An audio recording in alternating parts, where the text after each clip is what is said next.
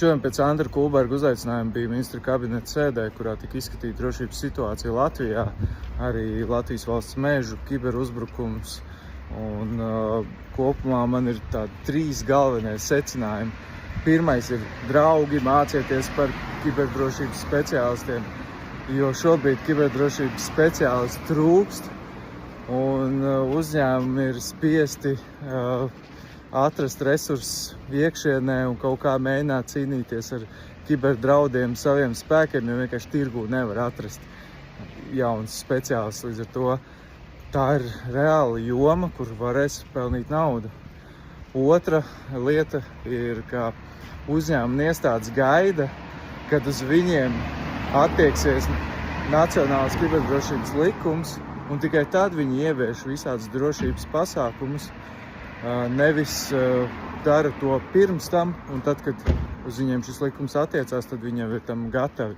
Un šis likums paliek vien plašāks, ar vien vairāk uzņēmumu būs pakļaut šim likumam, līdz ar to tas tikai laika jautājums, kad arī tavs uzņēmums būs tam pakļauts, ja, protams, tas augs. Un trešais ir Ieva Ilvesa 2016. Gadā bija izstrādājusi balto hakeru tādu kā regulu, aktu, es nezinu, kas tas ir, bet mums ienāca tāda informācija. Un tā neskapēc tika vienkārši noairēta, principā nav vienkārši pazudusi. Un tagad Kulbergs sazināsies ar Ievu Ilvesu un mēģinās atjaunot virzību šim regulējumam, jo tas nav normāli, ka Latvijā baltie hakeri, jeb labie hakeri tiek sodīti un principā viņus nekas neaizsargā. Hakošana nav obligāti ļauna nodarbe. Ir arī labie hakeri, un hakošana ir tieši tāda pat nodarbe kā dejotājs vai dziedātājs, tikai ar hakošanu varbūt ir iespējams nodarīt ļaunumu, bet arī pavārs var ar savu nāzi nodarīt kādam ļaunumu. Līdz ar to nevajag jaukt visus hakerus vienā maisā. Ir labie hakeri, ir ļaunie hakeri, protams, un labos hakerus mums ir jāaizstāv. Un jā, kāpēc es piekritu Kulberga aicinājumam aiziet uz to sēdi?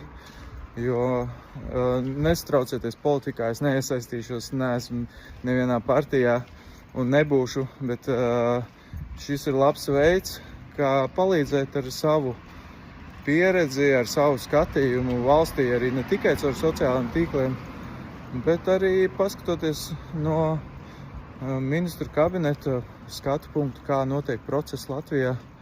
Un ar saviem padomiem mēģināt arī uzlabot drošības situāciju Latvijā, lai šādi incidenti kā Latvijas valsts mežiem notiks, protams.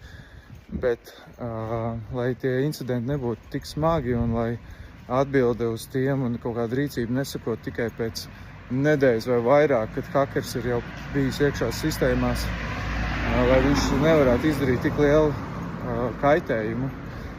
Jā, tagad es eju uz valsts policiju, jāskārto pāris nianses saistībā ar to lietu, kas man šeit karājās virsū. Bet es ceru, ka viss tā lieta tiks atrisināta un viss būs kārtībā, jo šobrīd tik daudz laika un nervus dedzina šis viss, ka cerams, ka viss būs kārtībā, turiet īšus un es ceru, ka jūs kaut ko iemācījāties.